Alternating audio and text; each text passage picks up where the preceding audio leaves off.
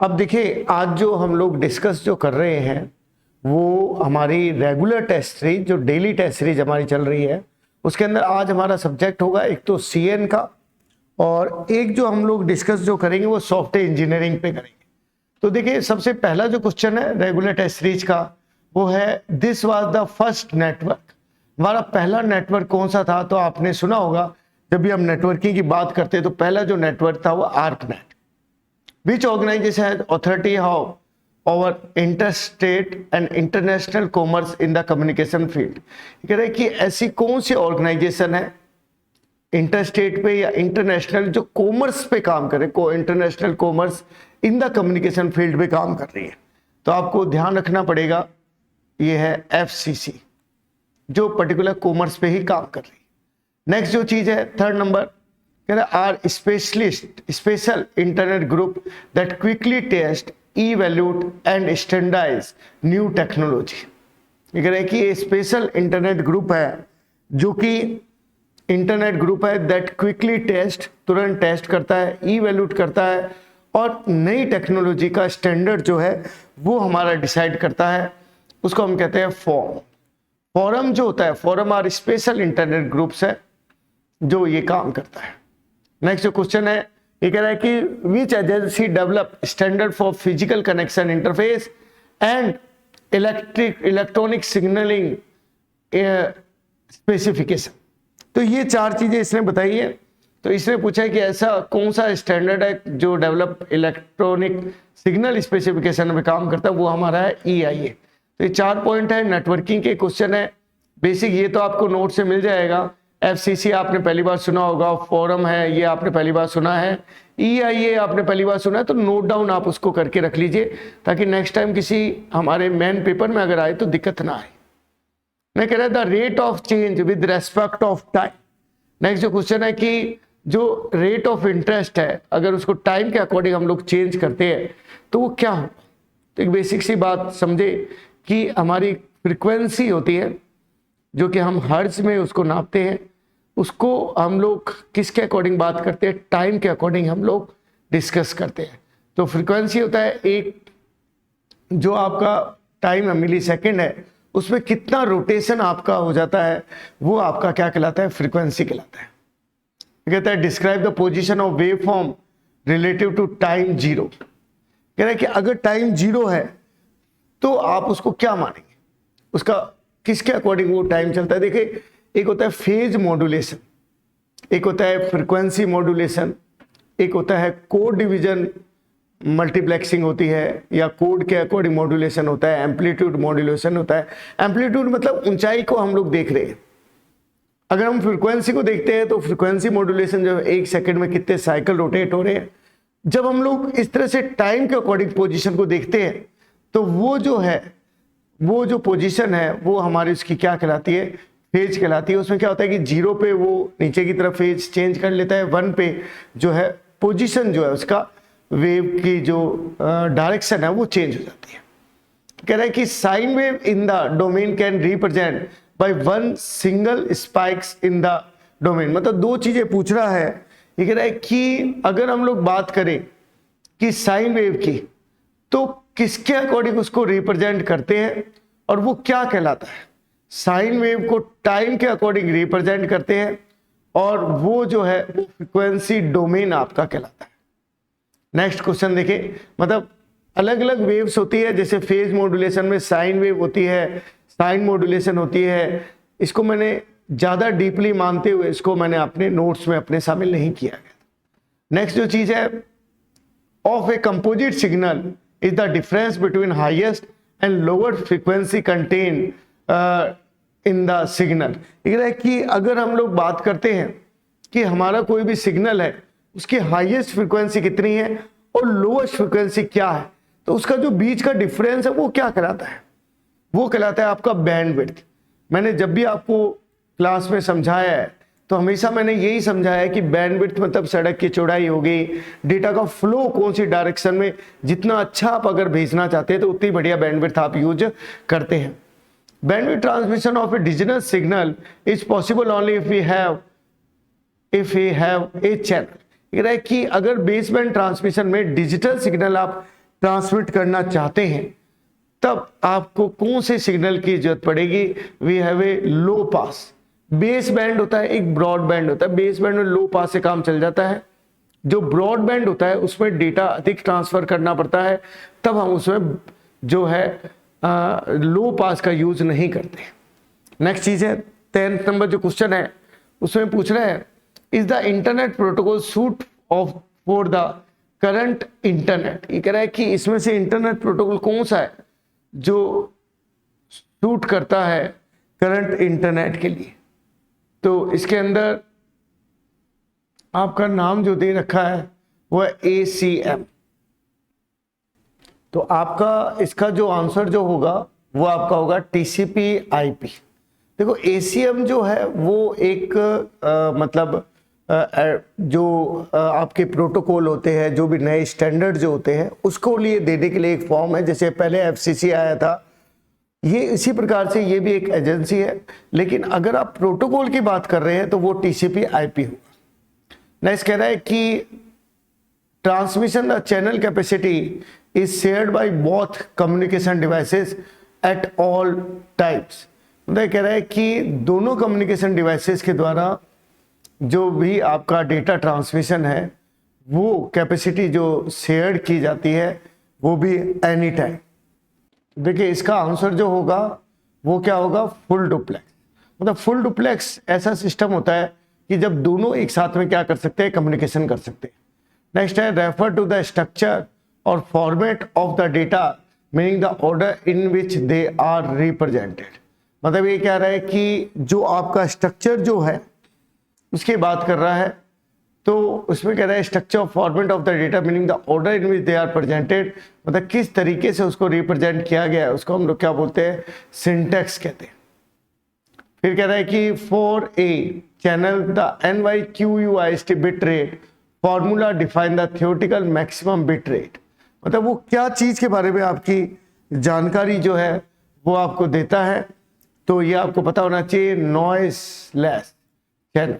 Noiseless channel जो होता है, अगर आप ये सोचते हैं कि डेटा को आप ट्रांसफर करें और वो नॉइसलेस चैनल हो, तब आप थियोरेटिकल मैक्सिमम बिट रेट का जो यूज करते हैं वो आप NYQIST थ्योरम का यूज करते हैं।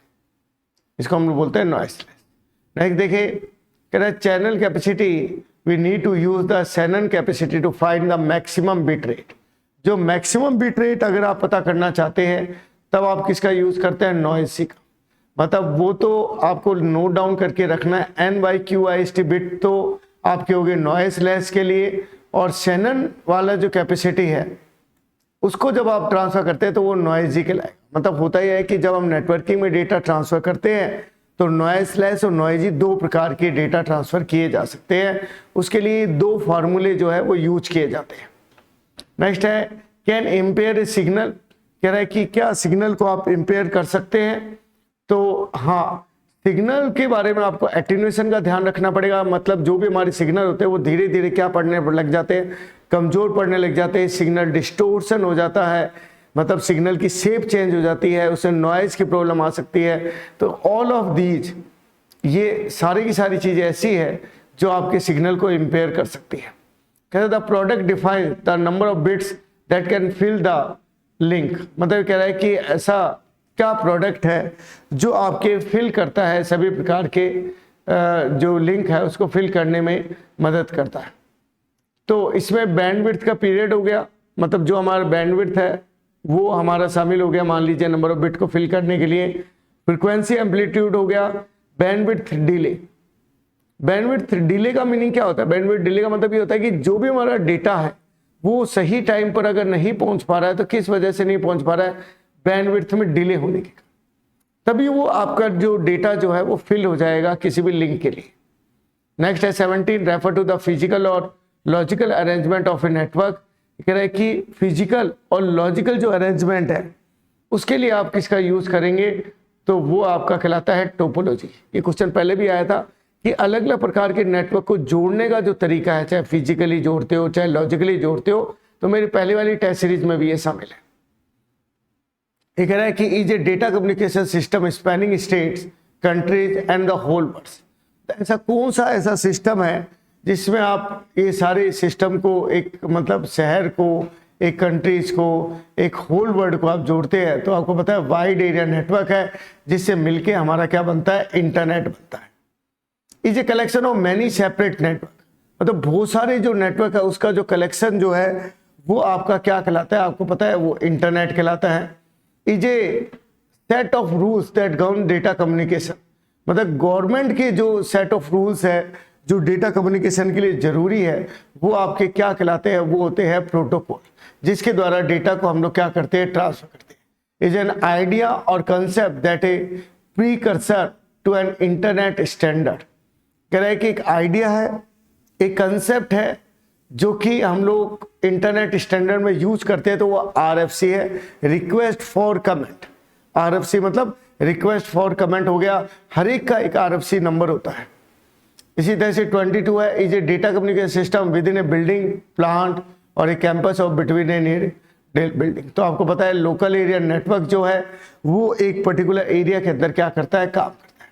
23 देखिए, यूनिपोलर, बाईपोलर, पोलर एनकोडिंग जो टेक्निक्स होती है, यूनिपोलर हो गया, बाईपोलर हो गया, ये एनकोडिंग टेक्निक्स होती है, और ये तीनों के तीनों जो है हमारे मतलब डेटा को ट्रांसफर करते वक्त एनकोडिंग करने के लिए उपयोग में आती है।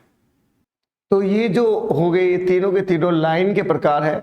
लाइन में टोटल 5 कैटेगरी होती है नेटवर्किंग में आपको पढ़ते वक्त, जिसमें यूनिपोलर हो गया, बाईपोलर हो गया, पोलर हो गया, मल्टी लेवल हो गया। इस तरह से 5 कैटेगरी इसकी एनकोडिंग में यूज में आती है। Encoding has a transition to the at the middle of each bit. ये कह रहा है कि आपका जो एनकोडिंग जो ट्रांजिशन है वो आप जो यूज करते हैं, तो आपको पता होना चाहिए उसमें मैनचेस्टर कोडिंग भी यूज होती है, डिफरेंशियल मैनचेस्टर भी होती है, और RZ भी होती है। तो ये ऑल ऑफ दीज आपका हो जाएगा। 25 नंबर है, encoding has a transition at the beginning of 0 bit, मतलब 0 बिट पे ही आपके डेटा की एनकोडिंग जो है वो की जाती है। तो वो कौन सा टाइप है, डिफरेंशियल मैनचेस्टर है, जो आपको याद रखना है।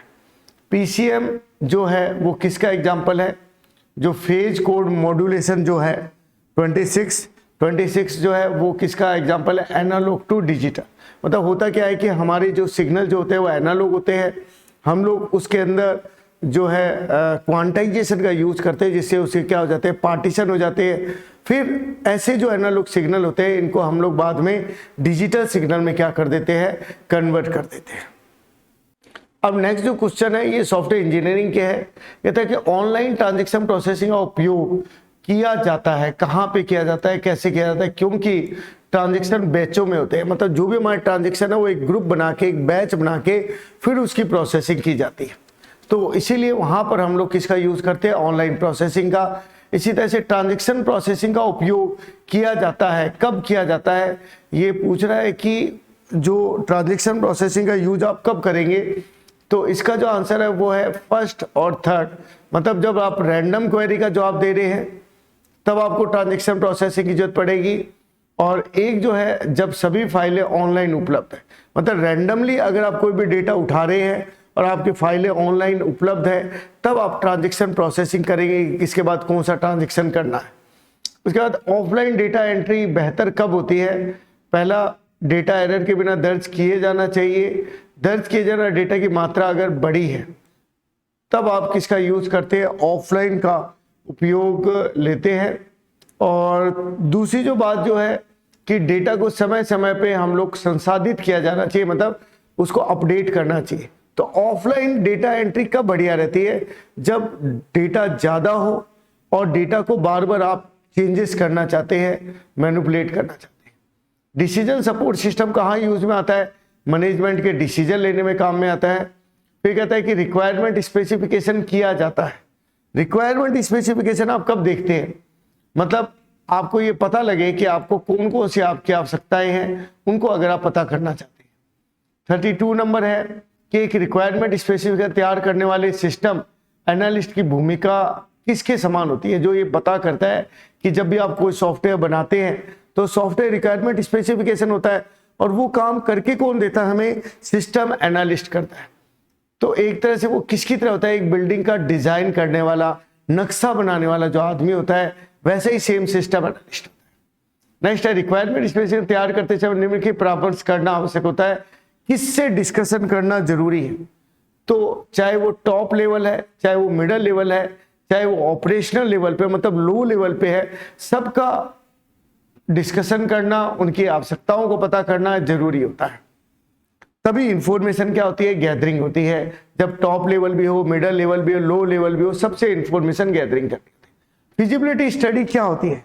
फिजिबिलिटी स्टडी होती है कि जो भी हमारी आवश्यकताएं हैं उनके लिए अंतिम आवश्यकताओं के तैयार करने से पहले की बातें कि हम एकदम डिसाइड कर रहे हैं, उससे पहले जो हम लोग बात करते हैं वो फिजिबिलिटी स्टडी होती है। हमें देखना पड़ता है कि हमारी कंडीशन क्या है।